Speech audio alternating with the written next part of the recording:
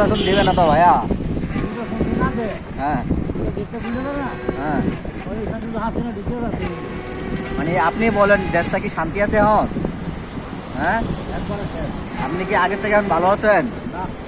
আগের থেকে খারাপ আছেন? তাইলে আপনি বলেন, আমরা এত কষ্ট করে জুলাই করার পরে যদি দেশ খারাপ হয়,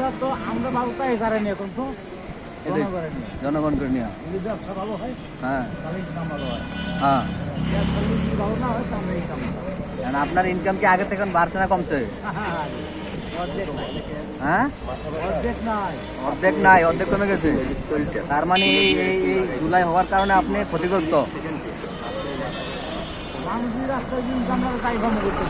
হ্যাঁ হ্যাঁ, ঠিক আছে, এইটাই।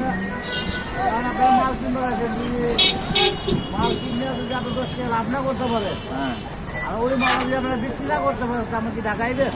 না, টাকা কষ্টি থাকবে, তারা কি সুবিধা দেওয়ার হয়।